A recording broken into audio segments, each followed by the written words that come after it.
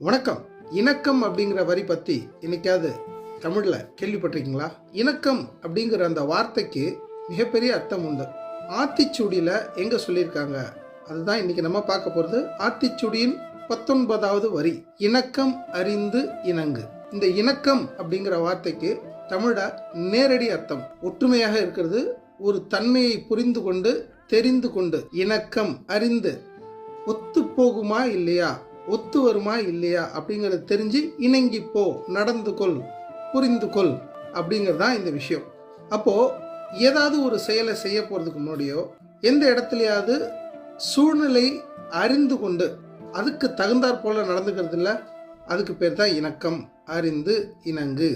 எந்த ஒரு செயலை செய்கிறதுக்கு முன்னாடியும் அந்த சூழலை பற்றி தெரிந்து கொண்டு அந்த செயலை செய்ய போகிறதுக்கு முன்னாடி அதை யார் கூட சேர்ந்து செய்ய போகிறோம், அவங்க என்ன மாதிரியானவங்க, அந்த செயலுக்கு ஒத்து போகிறவங்களா, இதெல்லாம் தெரிஞ்சுக்கிட்டு தான் நம்ம நடந்துக்கணும். காரணம், மனிதர்கள் எல்லா நேரத்திலையும் ஒரே மாதிரி இருக்கிறது இல்லை.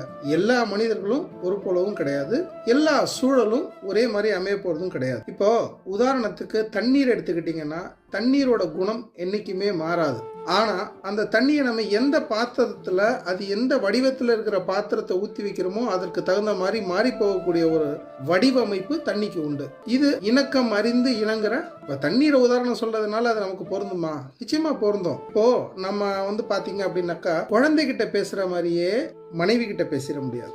மனைவி கிட்ட பேசுறது போலயே உற்றார்கிட்ட பேசிட முடியாது. உற்றார்கிட்ட பேசுகிற மாதிரியே பெற்றவர்கிட்ட பேச முடியாது. குழந்தைகிட்ட பாசம் வேணும், மனைவி கிட்ட புரிதல் வேணும், பெற்றவங்க கிட்ட பணிவும் மரியாதையும் வேணும். ஆனால் இது எல்லாத்தையுமே நடத்தி காட்டுறது ஒருத்தராக தான் இருக்கும். சரியா? அதுதான் இணங்கி போகுதல். அந்த சூழலுக்கு தகுந்த மாதிரி எந்த நேரத்தில் பேசணும், எந்த நேரத்தில் அமைதியாக இருக்கணும் அப்படிங்கிறத தெரிஞ்சுக்கிறது இருக்கு இல்லையா? அந்த சூழலை புரிந்து நடந்துக்கிறது இருக்கு தெரியுமா? அதுக்கு பேர் தான் இணக்கம் அறிந்து இணங்கு, இணங்கி போகுதல். இன்னொரு உதாரணம் மூலமாகவும் இது சொல்ல முடியும். பலத்த காற்றடிக்குது, அந்த காற்றோட தன்மையை புரிஞ்சுக்கிற மனம் செடி வளைஞ்சு கொடுத்தது அப்படின்னா அந்த காற்று முடிஞ்ச பிறகு அந்த செடியோ இல்லை அந்த மரமோ மறுபடியும் தன்னுடைய பழைய நிலைக்கு வந்துடும்.